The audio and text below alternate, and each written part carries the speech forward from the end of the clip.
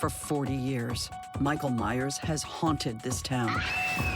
He is the essence of evil, and evil dies tonight. Halloween Kills, rated R, under 17, not admitted without parent, in theaters and streaming only on Peacock now. For 40 years, Michael Myers has haunted this town. He is the essence of evil, and evil dies tonight. Halloween Kills, rated R, under 17, not admitted without parent, in theaters and streaming only on Peacock now.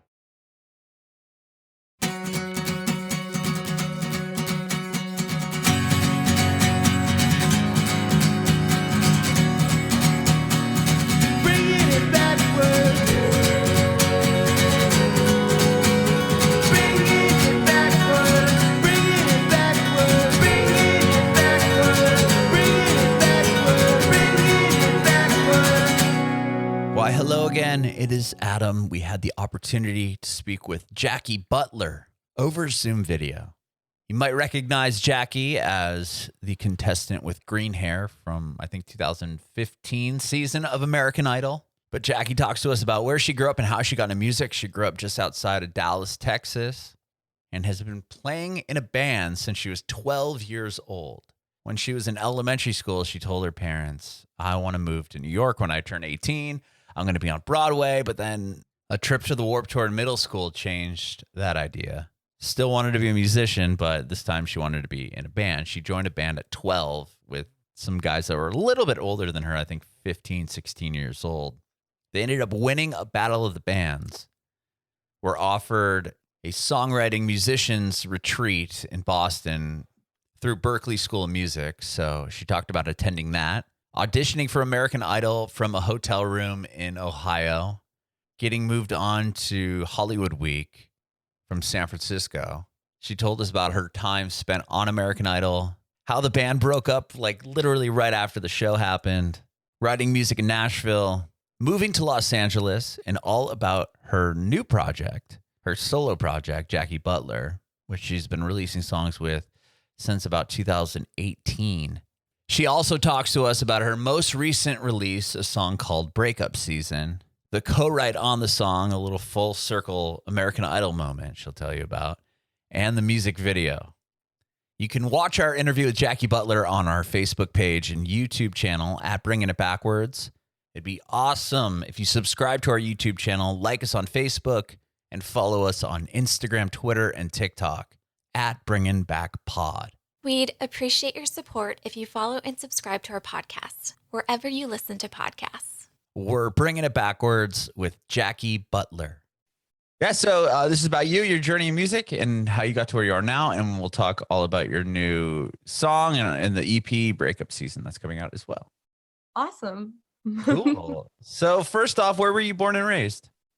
I was born and raised in Dallas, Texas. So I was born in Dallas, and then I was raised in this small little suburb east of Dallas in Rowlett, Texas. And I lived there until I was 22 and moved out to Los Angeles. Oh, wow. Okay. Rowlett, Texas. How close is that to, I have family that were in Plano, Texas. Is that fairly close? Oh, yeah. Plano's like 10 minutes. That's funny. Yeah. I remember as a kid going out there to Plano, at least, and it was like 130 degrees in the summer. Yeah. Texas is I just spent a month there with family and of course I decided to visit in summer when it's the hottest, most humid time of year. And I'm like, I want to go back to LA where it's dry and cool. Sure. Yeah, I grew up in Southern California, so I feel you when it comes to going back there. You're like, oh man. Yeah. Yeah, I remember trying to find my aunt was like, there's a skate park, because I was super into skateboarding, and she took me there, and it was indoors, and it had to be like even hotter inside there. I'm like, I don't even know how people do anything. I'm pretty sure I know the exact, if it was in Plano, I know the exact skate park you're talking about. It was in Plano. It was like indoors, and there's a little outdoor warehouse area to it. Exactly. Yeah. That's so funny. Cool. So you grew up there. What was it like, aside from it being a million degrees? Yeah. It was, I've always loved my Texas Southern roots, and it was nice. Being from Dallas, it was always, I was immersed in country music and everything. But luckily my parents raised me on like everything. So from Olivia Newton-John to David Bowie to the Eagles to Bon Jovi, you know, I was to George Strait. So yeah, it was cool. And then, you know, I kind of found a little later, I kind of found the, you know, kind of the music scene in Dallas once I started a band when I was 12 years old. Wow. And yeah, so I, you know, I when I was really little, when I was like in third grade, I was like, I told my parents, I was like, I'm not going to college. I'm going to move to New York the moment I graduate and become like, I want to be a Broadway star. And so my parents were like, you know, whatever you do, just set your mind to it. So I wanted to do that. And then I hit middle school and I was like, I was really into, you know, the Warped Tour scene and pop punk and everything. And I wanted to start a band, and I went to my parents and I was like, I want to do this and I want to start a band. And also I started a band when I was 12 and with 4 other guys, and they were 16 and 15. So they were quite a bit older than me. And, but that's kind of how I discovered the music scene in Dallas. And the music scene in Dallas was very, a lot of metal and punk and everything. And it was really weird being a 12, 13-year-old girl playing these dive bars in Deep Ellum and in Dallas, when all the other bands around you are like in their 20s and they're metal and they're like, what is this like little girl doing here? And then I'd come up on stage and I'd be like, you know, I tried so hard to command the room because I knew I had to gain the respect of all these like metalheads in the audience. So yeah, I enjoyed it. I still love Dallas so much. It's, you know, my hometown, and I love the music scene still there. It's not, you know, obviously what I do. I don't do like the metal and all that, or country. But yeah, I love it. It's my roots. So I always go back to it. That's cool that your parents were so supportive. I mean, even to say, I'm not going to go to college, like in elementary school, to say, I'm not going to college, I'm going to move to New York. Yeah, sure. Cool. Whatever you want to do. Instead of like, no, you will go to college and you will do this. And then, you're going to be in all this debt and hopefully find a job. I'm really grateful. And I consider myself really lucky that my parents were so supportive. My mom was a middle school math teacher. My dad's a plumber. And, you know, they were like, you know, whatever you do, just, you know, do it 100%. So they were like, we'll be behind you as long as you like, whether you want to be a doctor or a musician or what, like, if you just go and do it 100%, we'll be there. So that is so I cool. consider myself very grateful for that, because I know that's not the case with a lot of people. So yeah. Wow. Well, you talked about, you know, wanting to go to New York and be on Broadway. Were you in musical theater? Were you into that prior to starting this band when you got to middle school? Like, were you trained on an instrument at all early on? Well, I played piano. My mom put me in piano when I was, I don't know, I guess in second grade or so. And I took piano for 6 years. And it's funny because, you know, I was trying to learn to read music and everything. And there was this thing in piano lessons where it was like, you got like extra points. You got like gold stars or something like on the board or whatever if you memorized things. And if you like would memorize the song. And I ended up always getting tons of points for it. And we were trying to figure out why, because I was so young and everything. And we didn't really understand it. And then it hit my mom that I would come home from piano and I would have her play it for me. I'd have her play the song because she could read sheet music. And your mom? Yeah, my mom. Oh, okay. And so she plays too. She's a piano player? She plays piano, and she took piano throughout her years and all, and she always played by music. But I would have her sit down, play the song for me once, and then I'd be able to play it. And she was like, what are you doing? Because she'd walk in there and I'd be playing and I'd be like trying to hear the note and trying to figure it out. And she was like, just look at the sheet music. And then we found out about like 5 years into my 6 years of piano that I was doing it all by ear. So And so I never was actually looking at the sheet music. I was cheating by having my mom play it once, and then I was just hearing it. Like you'd memorize it. I interviewed somebody a while back, and they said the same thing. Like they couldn't read the music, and they would just do the same thing. And the piano teacher one time just switched the sheet music and was like, "Okay, play it." And then they were playing the song they're supposed to. Like I knew you couldn't read the notes. Yeah. So on one hand, I'm like, I wish I would have. Like I can sit down and read music, but I can't sight read and like play it right there. Like I can sit and be like, okay, that's E, F, A, and slowly do it, but I can't just like pick it up and read it. But if you play it, I'll be able to sound it out. That's good. Yeah. I would imagine that's more helpful than being able to just look at a piece of paper. It came in handy once I realized what I actually wanted to do, and being in like, pop music and not like classical or anything, that I wanted to be a singer and all. I mean, most of my training, you were asking about musical theater. I was in musical theater always as a kid. And pretty much all of my voice training is in musical theater, which a lot of people say when they hear me sing, they're like, I can tell that you did musical theater, because I like to have a lot of vibrato, and I'm a very loud singer and everything. So everything I've done was musical theater. I used to do all the musical theater camps as a kid, and up until the time that I started my band. And then I've always been such a huge fan of Broadway, and I still am. I'd still love to do that one day. But yeah, musical theater, and then the piano. And then when I was in my band, we won a battle of the bands, and actually we got like a scholarship to the Berkeley 5-week program in Boston. Wow. Which was really cool. So I consider some of that even some of my training, sure. because it was such a cool experience. We lived in Boston for several months, and it was really cool, and I learned a lot, and I got to revisit sheet music and all, and be like, okay, I kind of know how to do this. Right. Well, so, how old are you when you guys won that contest?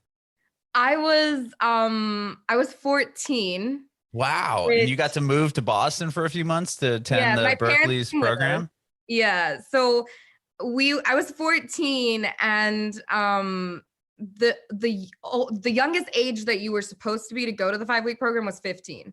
So they made an exception because we won the Battle of the Bands, and they were like, well, the rest of the band is like 16, 17, you're 14. So I was the youngest to ever go to the 5-week program. And so I'm like 14 years old, walking like around Boston, going back and forth to my classes. And we actually, so my mom and dad came with us. So we were in like this 3-bedroom or 2-bedroom apartment or something. We made it into like 3 bedrooms, 1 bathroom, with my parents, me, my dog, and then 4 band members for several months in Boston. Your parents, not only did they support your career, but wow, talk about so it was the team. It was an experience. Like I commend my parents, because I'm an only child, so they had me, and then I don't think they ever expected like that they were gonna have to be also taking care of like 4 teenage boys as well. Like that wasn't part of the plan when they only had 1 kid. So yeah, it was a wild ride, but it was fun. That is cool. And you did the band up until you did American Idol, or is that a different band? No, it was the same band. So we changed names. We were originally called Jackie and Those Guys when I started it when I was 12. That's a solid name though. Thank you. And we were, when you're like young and you're teenagers, you're like, I'm tired of them mispronouncing my name, and I'm tired of them thinking that I'm a solo artist and they're my backup band. So, it was like, so we changed it to Jagged Row was the name of the band. And how would they pronounce your name? It's like exactly how it's spelled. Oh, Jason. Yeah, I don't know. So it was like a whole thing. So we changed it, and the guys were like, they think that we're just those guys. And I was like, okay, let's change the name. So, so we changed the name, and we toured from the time I was 12 to the time I was 20. So wow, 8 years we were together. We toured all over the US, Canada, you know, we played like, we did my favorite thing, which was being on stage, which that's my number one thing. Like I love being in the studio and everything. And of course I love the writing process. But as far as like the thing that just I love, that I hold dearest to my heart, is being on stage. So we toured, we played over like 600 shows, I think, in that time. And then I got on American Idol. Independently though? Yeah. Wow. Yeah. So, I mean, we opened for a few people, but we were never on like a tour with anyone specifically. And we did it, you know, we booked it ourselves, and my dad helped a lot. He would drive our, you know, old beat up Expedition around, because I was underage the whole time. So right. Yeah, it was pretty crazy. And I think when I was like 19 is when I did Idol. And so that was towards the end of the band. The Idol happened around 2015. The band broke up in 2016. I saw that you auditioned in San Francisco. Is that true?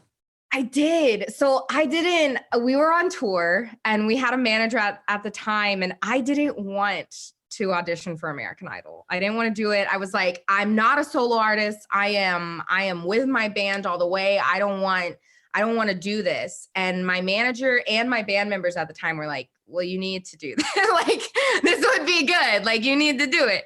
And we were on tour, and my manager was like, the last auditions, because it was the last season before they rebooted it on ABC. Okay. And it was the last Fox season.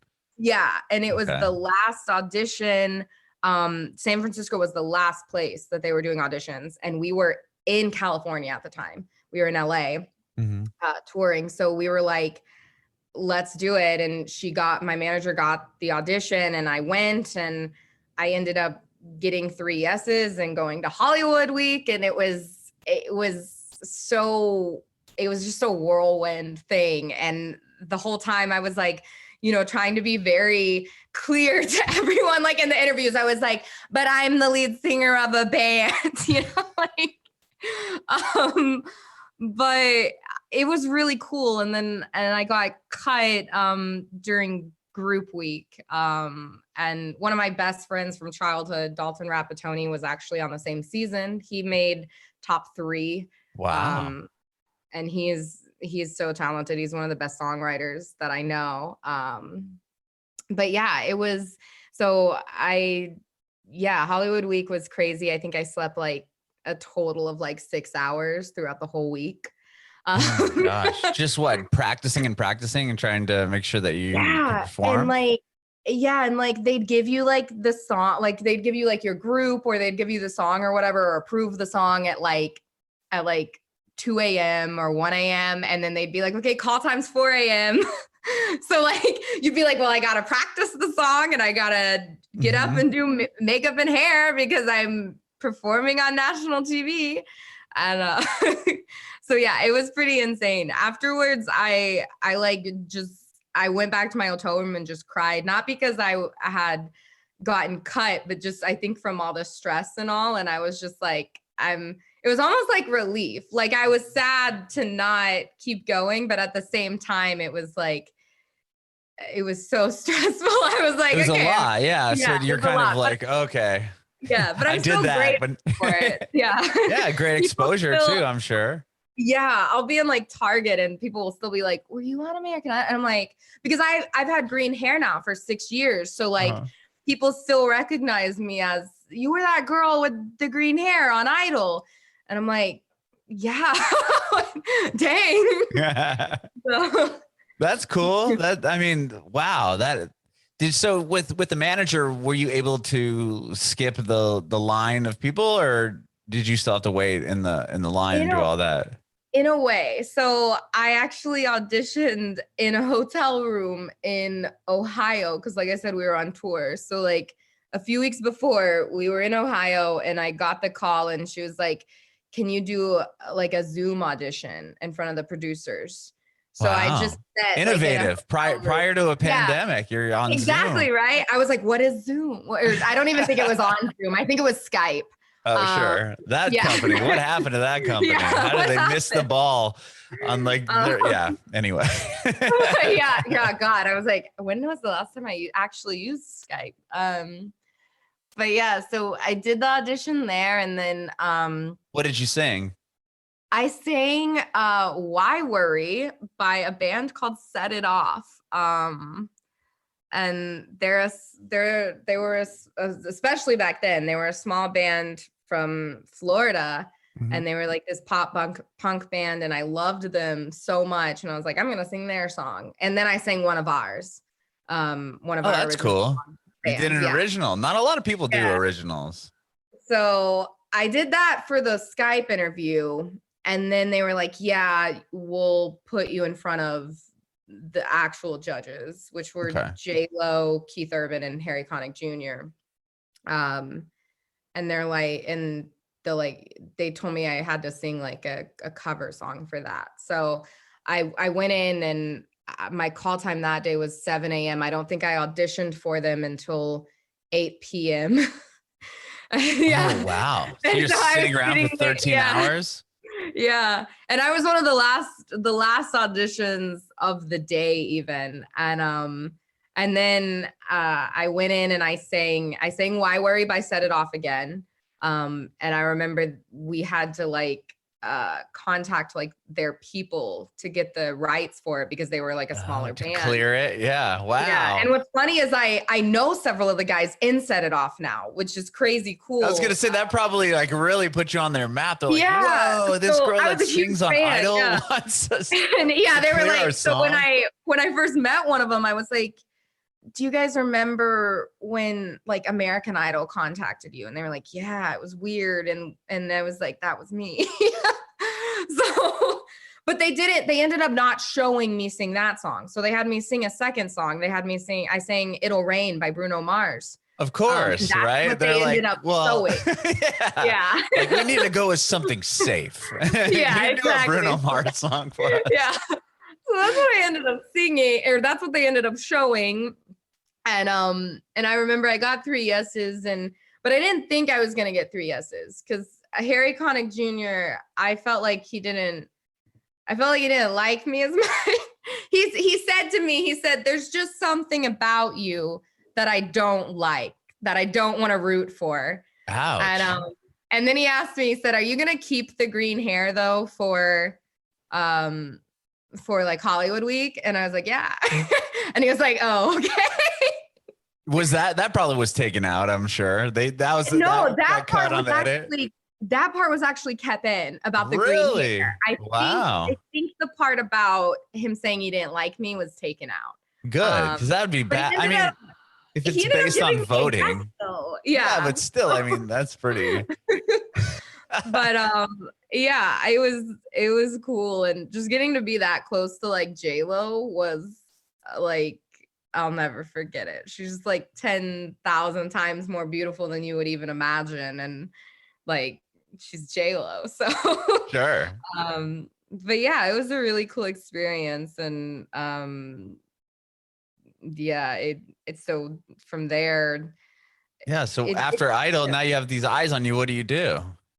Yeah, so we continued to tour some, and we got on this one tour that was like right after, that was like summer camps and stuff, and it was really fun. We played all summer, and then my well, I broke the golden rule of being in a band. I dated my lead guitarist. Oh, okay. So we dated for 6 years, and in the middle of that summer tour of 2016, right after the Idol premiered, or my episode showed, he was like, I don't want to be in the band anymore.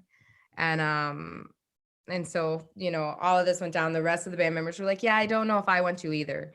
So the band ended up breaking up in like Just because of the Idol situation? Like, that's weird. I don't think it had to do with Idol. I never really found out, is the thing. It was more about what I think it is we started the band when we were all so young. Right. And since day one, I always knew this is what I wanted to do. And I think they were getting older. They were like, I was 19, so they were like 22, 23. And I think they were like, this isn't what I want to do anymore. Mm-hmm. And, that was, my song's called Breakup Season. That was probably the worst breakup I ever went through. I bet. I mean, not only that, you had a boyfriend in the band and the band breaks up. Like, so, but yeah, so after that, I was trying to figure out, like, do I want to continue with the name? Like, like Haley Williams did with Paramore, and just keep going with the name Jagged Row, or did I want to kind of branch off and be a solo artist? And I did a lot of soul searching, and I came to the conclusion that I wanted to be in charge of my own thing. Like, it was great being in a band and I loved having that camaraderie and everything, but I was like, I like making my own decisions. I like being the one kind of in charge of things. So I changed it, and I was like, I'm going to be Jackie Butler again, not Jagged Row. And I wanted to move out to LA because that was one thing I always wanted to do, and the band didn't want to. Like, I had spent so much time in LA, and like I would spend, like we would spend 2 weeks out of every month like in LA. So LA was like a second home to me. But no one wanted to move there but me. So once I became a solo artist, I was like, I'm moving out here for the music, and because I had, right after all that happened with the band, I started doing YouTube, and it was Musical.ly at the time, not TikTok. And started my younger son had Musical.ly. Like, he always brings that up. I was on there when it was Musical.ly. Okay. Yeah, I know. I'm like, that's what I tell people, and I'm like, and they're like, what? And I'm like, never mind. I think Halsey was on it when it was Musical.ly. I think so, yeah. And there were several people on it, and it was like, but people didn't take it seriously. Like, I had 1 million followers on Musical.ly, and people were like, did you really? Wow. Like, that's insane.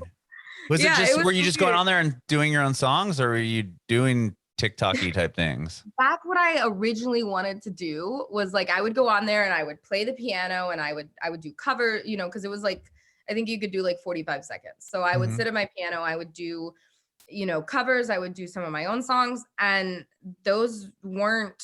that's not what people wanted to see on Musical.ly. They wanted to see either like the lip syncing where it was like this, right, like the Musical.ly stuff, or they wanted to see comedy. And so I started doing like little skits and all, and that's what took off. Oh, wow.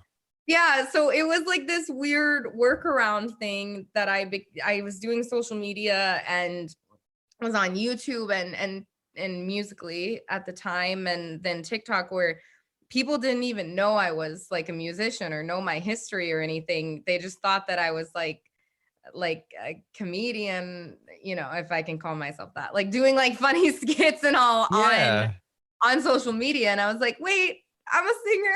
Like, so yeah. So that all blew up after the fact after you had done American Idol and everything. Yeah. So that was, it's interesting they didn't put that together. Like, oh wait, she was on American Idol. Yeah, it was like the green hair and everything. Like, it would, I don't know.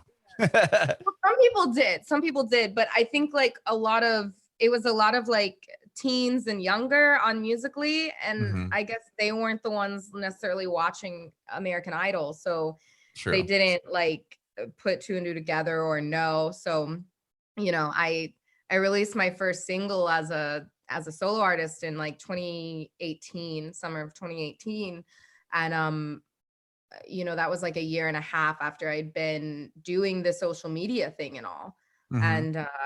And so everyone was like, oh, she sings now. And I was like, I've been singing.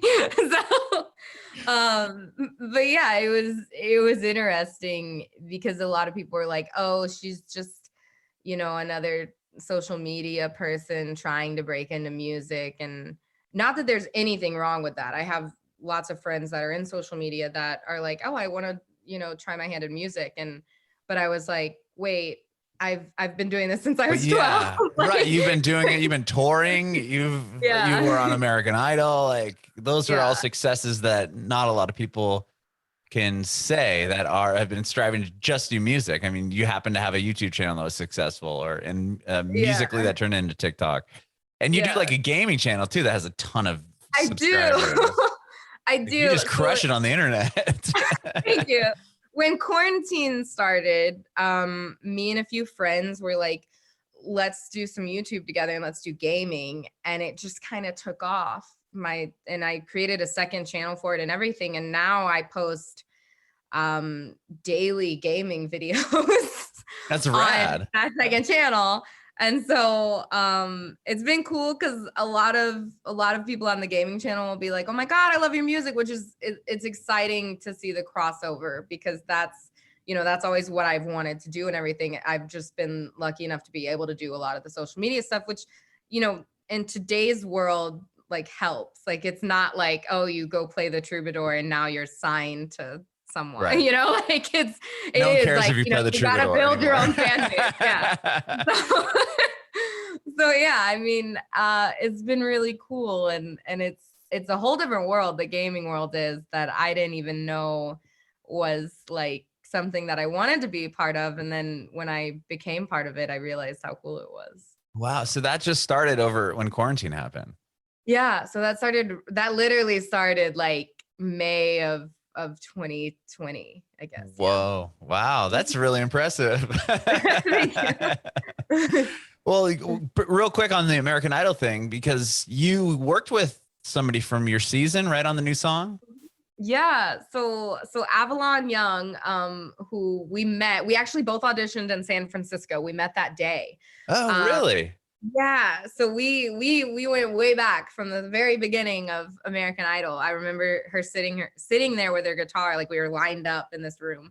But yeah, she got like top 10 on American Idol. She's so talented, such a talented artist, writer, and performer and everything. And I didn't even realize it. She lives like, I live in the Valley, and she lives like a block from me, and I didn't even know it. Oh, wow. And the guys that I was working with on this new project, the whole project, they were like, we've been working with this girl, her name's Avalon. And we were thinking about like us doing this song together. And I was like, wait, Avalon? And they like pulled her up on Instagram, and I was like, that's Avalon. Yeah. Like, we were on American Idol together. So it was really cool. It was like a weird turn of events that like, like we had mutuals that, like I said, the two producers that I was working with, Tony and Marino, they're so talented. And they're like, yeah, we've been writing a bunch with this girl named Avalon, and we want to do this song and like a song with her. And I was like, wait. And I was like, yeah, let's bring her in. Let's do it. Like, that would be awesome. So that was a really cool, like, reunion that I didn't even know was going to happen on this project. And yeah, that's the song. I'm so proud of it. And it turned out better than we could have ever imagined, I feel like. So Breakup Season is the song that you have out now, but it's also going to be the title of the record, the EP that's coming out? Oh, no. Actually, the title of the EP is going to be called Lucky, which I don't know if I've even said that to anyone yet. So thank you. But yeah, so it's the first single, but I felt like I wanted to release it first because to me, it felt like it encompassed the whole project, kind of as a whole. Like it represented the project. And I feel like, there's all these things that I believe in, whether that be love or good luck charms, things like that. And Breakup Season kind of represents that. And I kind of wanted to come out of the gate, with this new song as like, hey, I am a musician. Cause like I said, it's been like a long road of people being like, wait, you sing, you're a musician, and I wanted to be like, hey, here I am. Like, yeah, I've released some music before this, but this is like, I'm at a place where like, this is really me and who I am and what I'm doing with, my music and all. And so that's kind of what Breakup Season was. And plus we got to release it at a time that I feel like Breakup Season really is. Like, I feel like coming at the end of summer and everything else, it's like, it's a legit breakup season. So. Sure. Start fresh, school and everything else. Okay. So this is the first song from the project. Yeah. So like Better Me and the stuff you had released prior to that were just singles that you're. Yeah, exactly. So, and those were actually, all of those were written like back in like So Better Me, Color Me You, Bullet, all of those were written right after the band broke up in like 2017, like, 2017, 2018 almost. And I wrote them all in Nashville. So I went to Nashville and wrote everything. Oh, so. that's where I'm at now. Yeah, that's what I was going to say. Yeah. I was like, I should in Nashville. But yeah, so those were all like written way beforehand. And I was like just wanting to release them and put out music, and because I was so proud of those, but they were definitely from a different time. Those were from a time where I was, like I said, trying to find, what my sound was going to be as a solo artist, and all coming from like this punk rock band and all. And so I still wanted to release those. And then these, I really feel like, I got to sit down and actually write and put out my soul. And, and like now that I kind of am more stable in knowing where I am and what I'm doing, and not like just coming out of a breakup or band or whatever.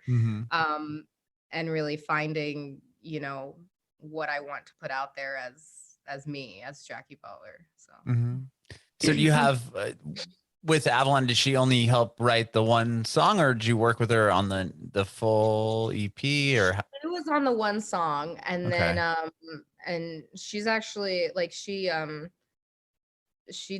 been going through, like, she actually health had brain issues, surgery. right? Yeah. So she was on the one song, and then me and Tony and Marino, who are the other two guys that I worked with to produce the album and everything,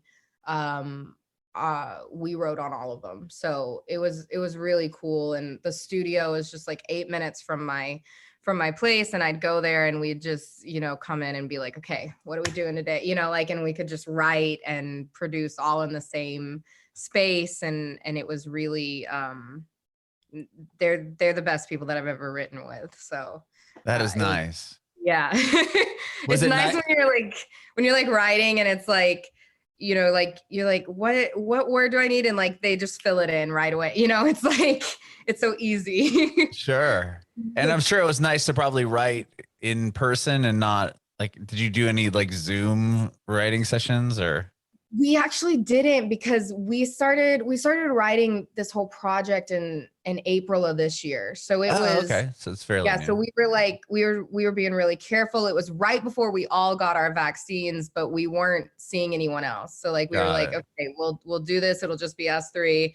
Like, we're not going anywhere else. And then I think like after the first like 2 sessions is when I got my vaccine. So we were like good to go. We were like, so that was nice that we didn't have to do it all remotely, because I'm very in-person, pen to paper, like I'm not like, I'm writing on like an old notebook, like instead of like, on a computer. So it was really nice to be like in the room together while we were making this project. That's amazing. And you have a video out as well for the song.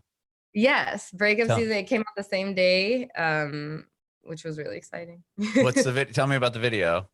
So the video is, someone asked me the other day, like in person, they were like, so what was your inspiration for it? And I was like, Harley Quinn. Harley Quinn, every breakup I've ever been through, and just wanting to smash things. So basically, we had this idea, because to me, Breakup Season, we had this idea of like, because the project's called Lucky. So with several of the other songs, it's called Lucky, but there's a lot of like unlucky things going on, like broken mirrors and black cats and things like that. So I was like, it's breakup season. Let's break some mirrors. And I was like, let's break stuff, because it's literally breakup. So the guy that directed the music video, he actually directed some of my band's old music videos. And so I was like, hey, I'm coming into Dallas for a little bit. Would you want to direct this music video for me? And he was like, yeah. So we got together, and we decided to put together like pictures of, we were like, it would be cool if there were like pictures of different seasons of you with like an ex. And I was like, well, I don't know if I should use like my actual ex's photos, like stuff like that. So what I he might not approve. Yeah, I was like, I don't know. So what we actually ended up doing, because I was like, I could, like we could get an actor and I could take some photos and all. And so what I ended up doing, because I was like, well, I don't want to do that because of COVID and everything else. And I was going to see my grandmother. I was like, I need to limit my people as much as I can. So I took those old photos with my exes, and I actually I deep faked a fake boy over all the pictures. Oh, you like photoshopped one? Yeah. So I created a fake boy, a fake guy, with different aspects of different celebrities that I find attractive, like Harry Styles, Sebastian Stan, different things like that. I photoshopped him, created this perfect guy, right? And I deep faked him over all my old photos. So a lot of people that like watch my YouTube and stuff like that, like they've already noticed. They're like, wait, that's so-and-so, but it's not. And I'm like, because they've seen the original. Yeah, exactly. So it's like photos from my Instagram and everything else, and YouTube with different people. And it's not them, it's someone else, but I did take the photos. And then you're breaking up with your perfect person. Exactly. Well, that's the thing. My cousin Sarah, who did my makeup and all for the video, she's a makeup artist, and she was telling me, she was like, what if someone comes forward that looks just like him, and he's like, hey, that's me. And I was like, I'll be like, hey, nice to meet you. like, I know I broke up with you in this video, but let's get back together. Yeah. Hey. So I was like, hey, if someone does look like the guy in the music video, hit me up. That's funny. That is so funny. I've never heard of anyone like creating their own person like that. Yeah, I was like, you know what? I'll just do it myself. Because I was like, I don't know what to do here. That is awesome. And so the project's called Lucky. Are you going to do videos for the other songs on the record? Yeah, I'm actually, so the next single's called Straight to the Bank. And I'm actually working on the music video for that as we speak. And I'm actually planning on directing it and everything myself. So wow. Yeah, so that's in the works right now, and I'm excited for that. And that'll be probably releasing within the next month or so. So that'll be the next single project. Between writing songs and playing video games on your YouTube channel, you seem busy. I mean, you're doing a video a day. Yeah. Wow, that's a lot. Well, I love the music you have coming out, or you have out. It's rad, and the video is cool too. That's really awesome that you shared that story about the photo with me. Thank you so much.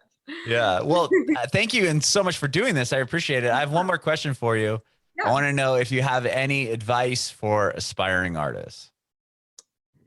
Any advice? I know it sounds cliche, but literally, you know, do what makes you happy, and be true to yourself. Because if you're not doing the kind of music that you like, if you're just doing it because you feel like that's, you know, what's in right now, or if you're just, you know, if you're trying to push something that's not you, then I think people will see through that. And so if you are doing something that you truly love and you're really into, then I think, you know, the numbers will come and everything. Because that's what I learned with doing social media, is that if you're trying to be something you're not, then people are going to see through that.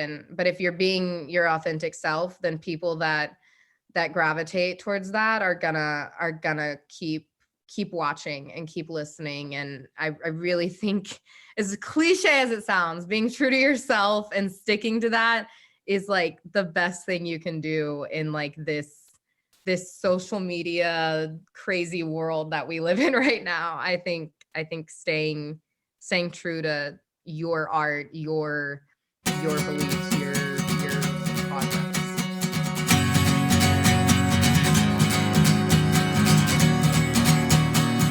Bringing it backwards.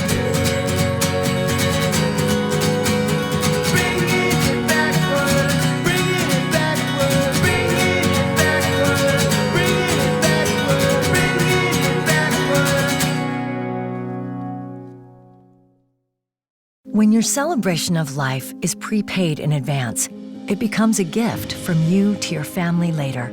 because no one should have to plan for a loss while they're experiencing one. Paying in advance protects your loved ones and gives you the peace of mind you deserve. Let us help you plan every detail with professionalism and compassion. We're your local Dignity Memorial provider. Find us at dignitymemorial.com.